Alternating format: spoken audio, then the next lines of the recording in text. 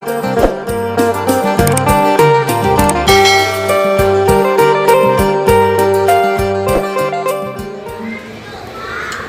นดีๆลูก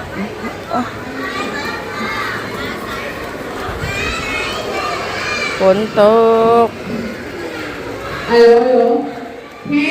วนะเรียกหักต้ม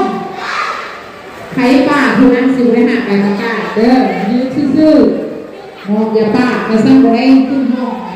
ตัวนึงไหน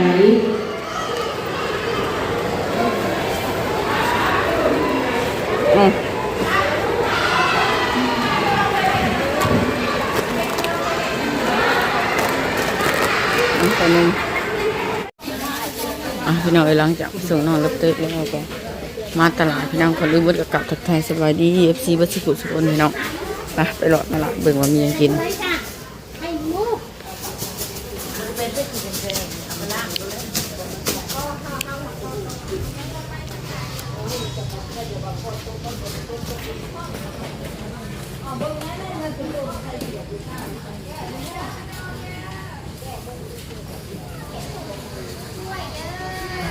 ยี่ถุงเลยถุงเลยโอ้เดียวเครื่องละ10,000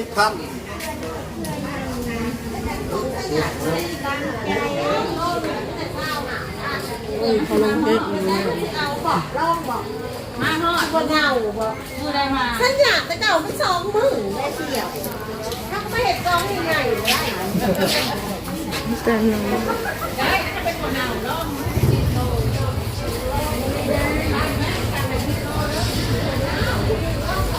ไม่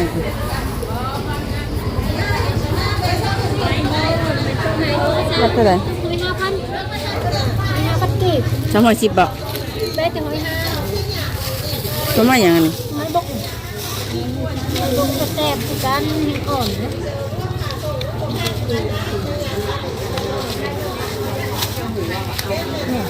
อย่านั่นมันทุบเป็นคนโตมันสนา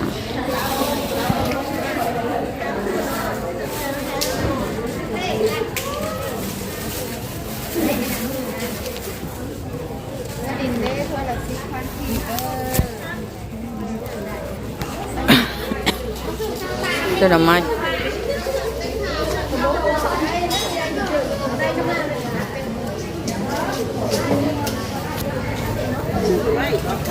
อยากกินแกงละไม้ไหล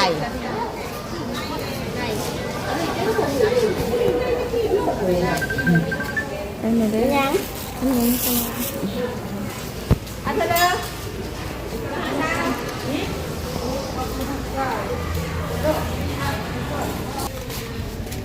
เดี๋ยวเด็กแป๊บนึงไม่ต้มก็ร้ายละมีหน่อยไ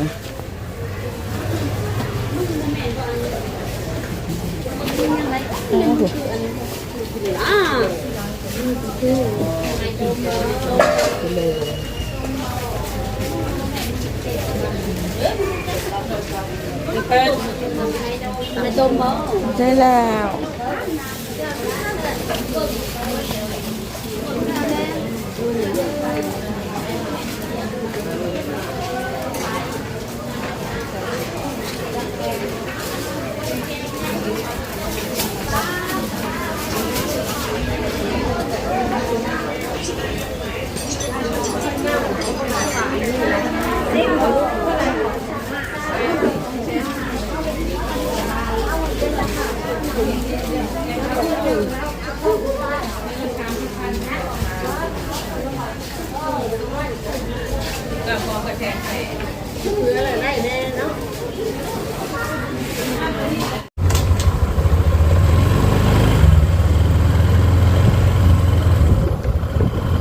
ตายกันเนาะเดี๋ยวให้คนกับห้วยลงแน่แล้วนี่ก็จะเศร้ากับตกแห้งส่งน้องดร.พุทธกับตกไปแหน่พี่น้องไปแหน่แล้วพายุเข่าเขาอะพายุเข่าเซโน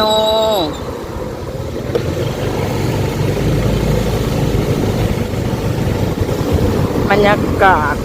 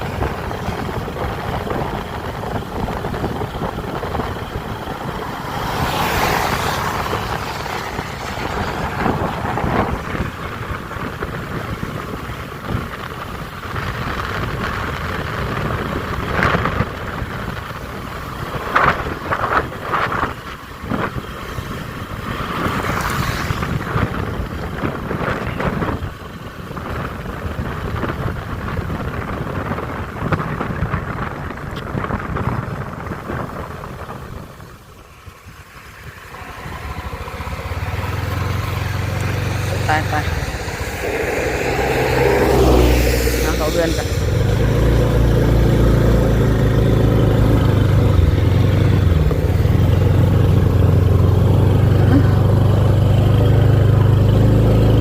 สิลมมันมื่นน้ำเขาเพื่อนก็มื่นนี่นะเลย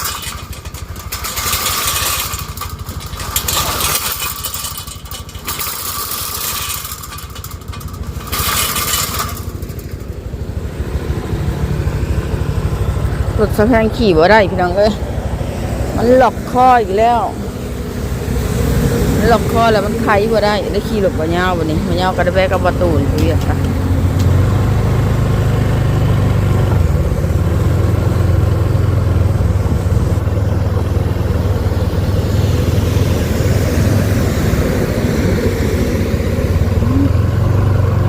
ขี่กับไปในเรือนบ่ได้เลยพี่น้องจอดอยู่นอก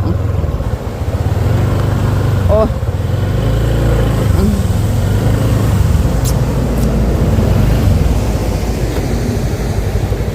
กระตกนะพี่น้องเอ้ย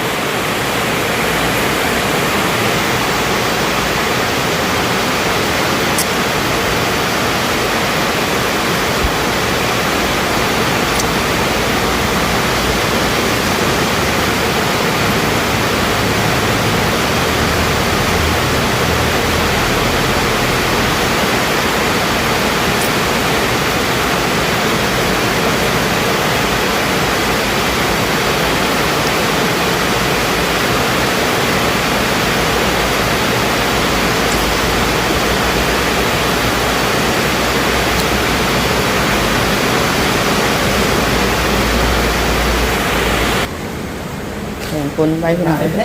ฮะหลายบ่มาจ้ะเอามาขึ้นจ้ะสบายดีก่อนเอามาขึ้นจ้ะ ไปดิ หลาย บ่ บ่บ่ได้พูดมาจ้ะเอามาหนึ่ง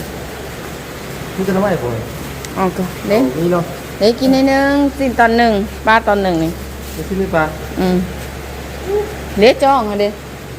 อย่าลืมตัว อ๋อมันก็ดีกว่าเปียกแล้วบ้างอย่าลืม ซื้อไม่บ่ ไม่ฝนตกทางเพื่อน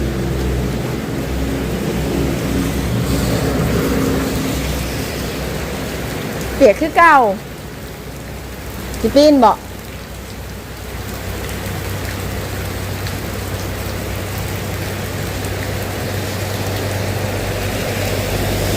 เพื่อนหน่อย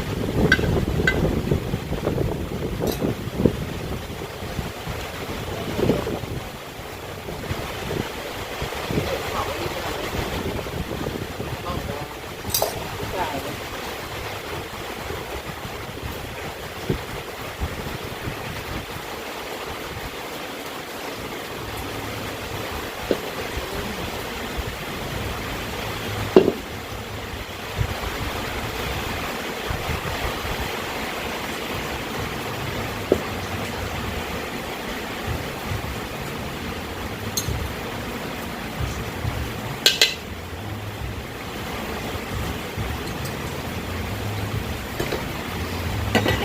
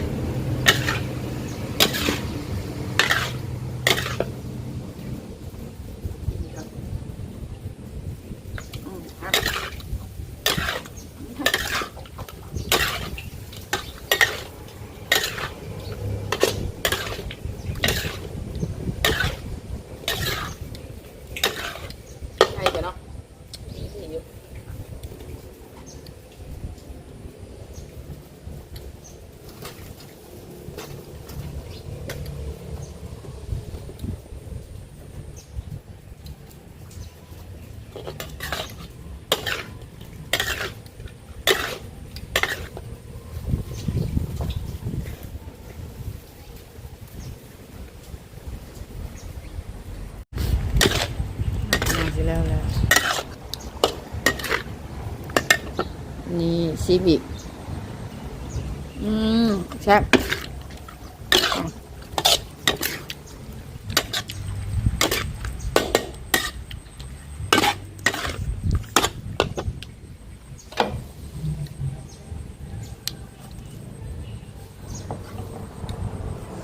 เสร็จเรียบร้อยพี่น้องเอ้ย